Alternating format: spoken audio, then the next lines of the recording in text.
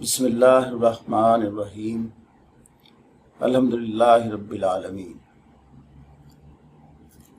ہمارا آج کا موضوع ہے کہ عالم اسلام مغربی اقدار سے مغلوب ہو رہا ہے، ایسا کیوں ہے اور ان حالات میں اپنی اقدار کو کیسے برقرار رکھا جا سکتا ہے۔ یہ ایک عام کنسرن ہے اور کسی کو سمجھ نہیں آ رہی کہ جب ویسٹرن ویلیوز بڑی تیزی سے سرایت کر رہی ہیں نہ صرف عالم اسلام میں بلکہ تمام دوسرے ریلیجنز میں اور تہذیبوں میں، جغرافیائی خطوں میں، بلکہ یوں کہہ لیں کہ انٹرنیشنلی ایک اس کا ایفیکٹ ہے اور انفلوئنس ہے جو کہ پھیلتا جا رہا ہے۔ ہم نے دیکھنا یہ ہے کہ جو ویلیوز ہیں کسی قوم کی، کسی تہذیب کی یا کسی سوسائٹی کی، وہ پھیلتی کیوں ہیں اور کن لوگوں کی اور کن تہذیبوں کی ویلیوز جو ہیں اور اقدار ہیں وہ نیچے جاتی ہیں اور مغلوب ہوتی ہیں۔ کہا جاتا ہے کہ زمانہ کیا ہے؟ زمانہ دراصل غالب قوموں کا طریقہ زندگی ہے۔ جو قومیں غالب ہوں گی ان کی عادات، ان کے اطوار، ان کے رسم و رواج وہ رواج پذیر ہوں گے، کیونکہ انسان کی فطرت ہے کہ یہ طاقتور سے متاثر ہوتا ہے، امپریس ہوتا ہے۔ آپ خود اپنی زندگی میں دیکھیں کہ پیسے والوں سے، دولت والوں سے بندہ امپریس ہوتا ہے۔ ممکنہ اخلاق، کردار، شرافت سے نہ ہو، لیکن اقتصادی حالت اور معاشی حالت جو ہے یہ انسان کو زیادہ انفلوئنس کرتی ہے۔ اب ہم دیکھتے ہیں کہ جب سے اسلامک ورلڈ پسماندگی کا شکار ہوئی ہے، اقتصادی طور پر کمزور ہوئی ہے، دفاعی لحاظ سے کمزور ہوئی ہے، اور دوسری اقوام اقتصادی اور دفاعی لحاظ سے طاقتور ہوئی ہیں، تو ان کا غلبہ ساری دنیا میں ہوا ہے۔ اصل میں جو چیز کسی قوم کو غالب کرتی ہے، طاقتور کرتی ہے، وہ اس کی اقتصادیات ہے۔ اقتصادیات بیس بنتی ہے دفاعی نظام کو مضبوط کرنے کے لیے، اور جب دفاعی نظام مضبوط ہو جاتا ہے تو اوفینسو کوالٹی اور پاور کریٹ ہوتی ہے، کیپیبلٹی ڈیولپ ہوتی ہے، اور یہ کیپیبلٹی اقوام کو آگے لے کر جاتی ہے اور غلبہ دلاتی ہے۔ انفارچونیٹلی دنیا میں جنگیں ہوئی ہیں، جنگوں سے علاقے قبضے میں آئے ہیں۔ اس کے بعد سیکنڈ ورلڈ وار کے بعد اس طرح کی جنگ تو نہیں ہوئی، لیکن اقتصادی طور پر غلبہ حاصل کرنے کے کئی اور طریقے نکال لیے گئے، نیو کلونیلزم جسے کہتے ہیں۔ ہم دیکھتے ہیں کہ ایک وقت تھا جب مسلمان یورپ کے درمیان، اس کے ہارٹ میں ویانا، اس کو بسیج کیے ہوئے تھے۔ میرا اشارہ 1529 کی طرف ہے، جب Ottoman Empire Greece, Romania, Bulgaria, Hungary, Yugoslavia پر قبضہ کرتے ہوئے آسٹریا میں داخل ہوئی اور ویانا کا محاصرہ کیا۔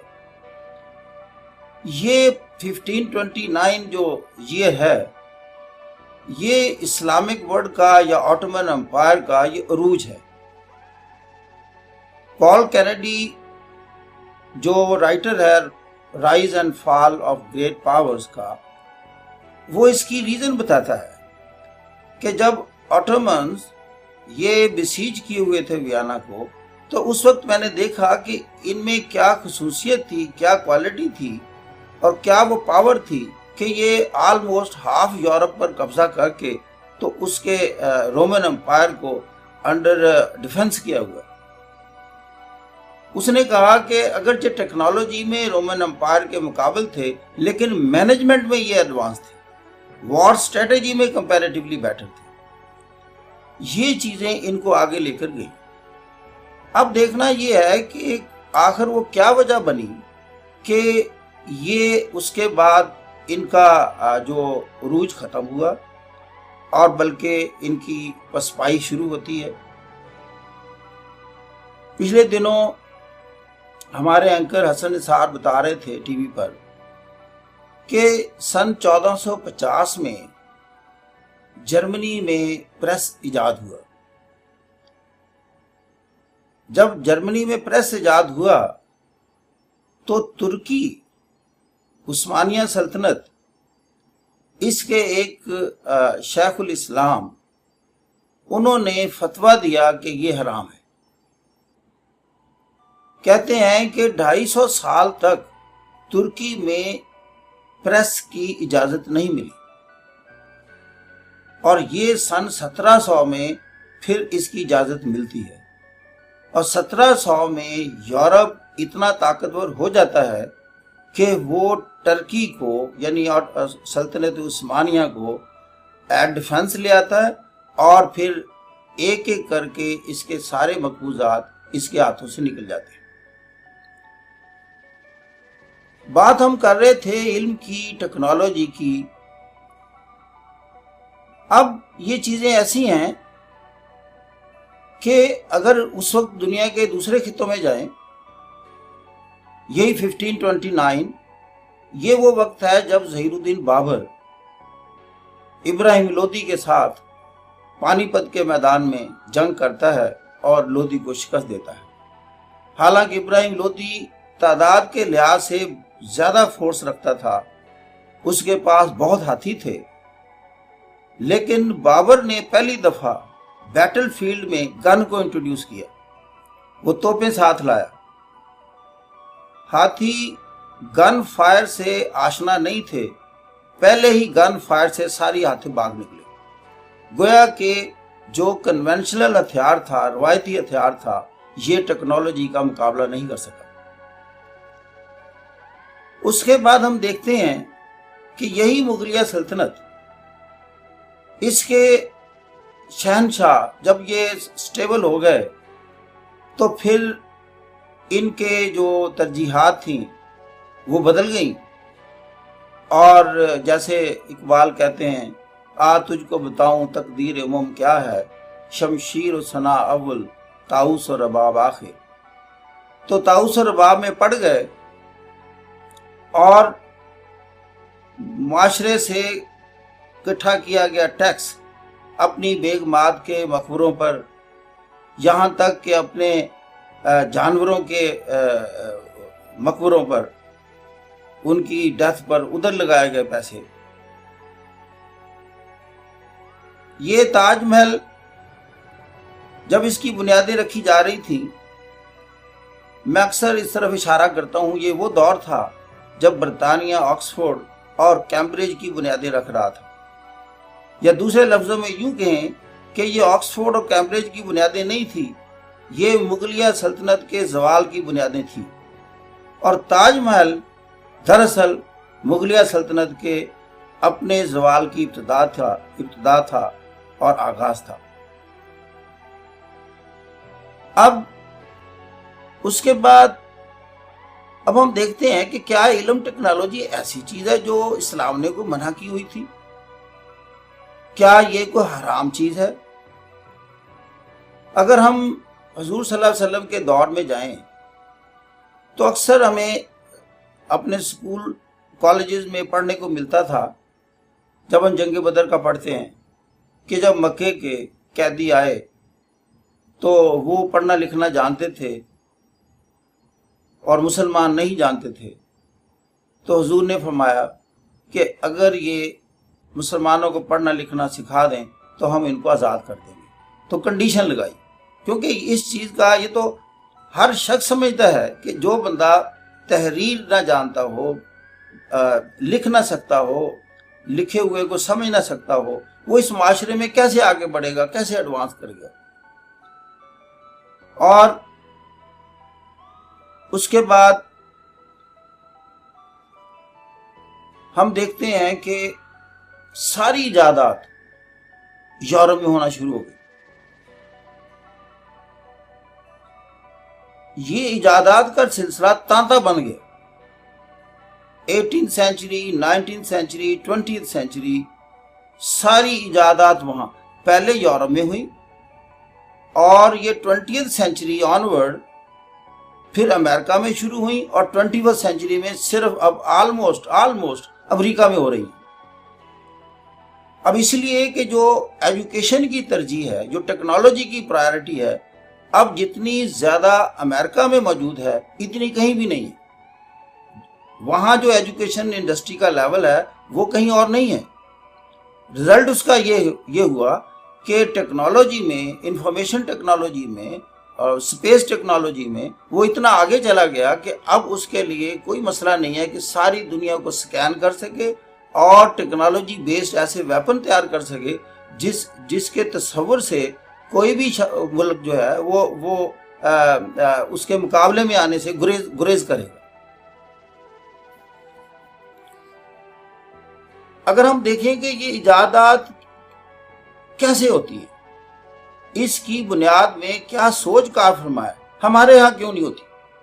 یا کہہ لیں کہ افریقہ کے ممالک جو کہ مسلمان بھی نہیں ہیں وہاں بھی نہیں ہو رہی، یا ایشیا کے باقی ممالک جو نان مسلم ہیں وہاں بھی نہیں ہو رہی. یہ نہ ہونے کی ریزن کیا ہے؟ جو سب سے بڑی ریزن میں سمجھتا ہوں وہ یہ ہے کہ جو فریڈم آف ایکسپریشن ہے یہ بنیاد بنتی ہے ایجاد کی.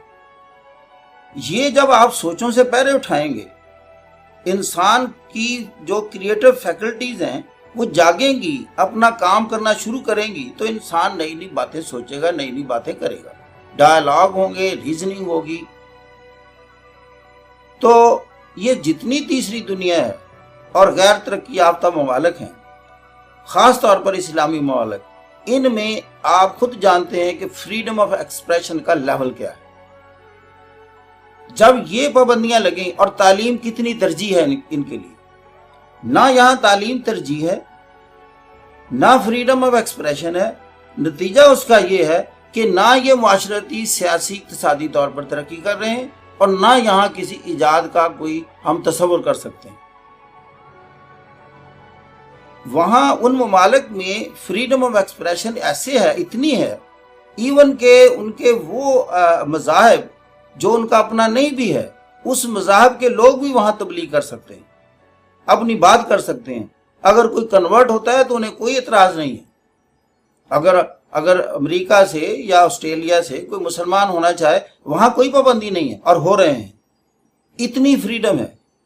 اب یہ چیز، اس چیز نے ان کو ایڈوانٹیج کیا دیا کہ ساری دنیا سے برین ڈرین ہو کر وہاں جانا شروع ہو گیا کہ وہاں بات تو کر سکتے ہیں، دل کی بات تو سنا سکتے ہیں، مذہب کی بھی سنا سکتے ہیں، جی تعلیمی فلاسفیز کی بات کر سکتے ہیں، اپنا نقطہ نظر پیش کر سکتے ہیں، ایون امریکن گورنمنٹ کے اگینسٹ بات کر سکتے ہیں. نوم چامسکی لکھتا ہے کہ کہتا ہے میں امریکہ کے خلاف باتیں کرتا ہوں، بڑے بڑے اداروں کے خلاف باتیں کرتا ہوں، امریکہ میں رہتا ہوں، لیکن کہتا ہے یہ دوسرے ممالک کے لوگ اپنے ملکوں میں نہیں کر سکتے، اور وجہ اس کی یہ ہے کہ وہاں یہ فریڈم آف ایکسپریشن انہیں میسر نہیں ہے. تو یہ بنیاد ہے بات کرنے کی آزادی. بات کرنے کی آزادی، آپ اپنا معافی ضمیر بیان کریں. وہ وجہ، اچھا کیوں آزادی دی جاتی ہے؟ آزادی اس لیے دی جاتی ہے کہ بیسیکلی جب یہ چھننی میں چھنتی ہے بات کسی کی، تو سچ نے ہی اوپر رہنا ہے، باطل نے، غلط نظریات نے دب جانا ہے، نیچے رہ جانا ہے. سچ میں ایک اپنی طاقت ہوتی ہے، اور اس لیے سچ جو ہے وہ پھیلتا ہے. تو لہذا لوگوں کو بات کرنے دیں، ڈائلاگ ہونے دیں، دلائل کی باتیں ہوں، ریزنز کی باتیں ہوں، اور ریشنلائزیشن کی باتیں ہوں، اور یقیناً اس کے بعد جو ہوگا وہ انسانیت کے لیے بہتر ہی ہوگا. اب انسانوں اور جانوروں میں آپ اگر دیکھیں تو بنیادی فرق کیا ہے؟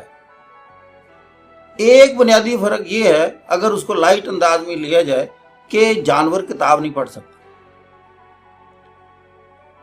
اور آپ دیکھ لیں کہ سب سے زیادہ کتابیں کدھر پڑھی جاتی ہیں، تو پھر صاف ظاہر ہے کہ ترقی اسی نے کرنا ہے، انسانیت کے معراج پر اسی نے جانا ہے جو کتاب، جو علم کے ساتھ اپنا ناطہ جوڑتا ہے۔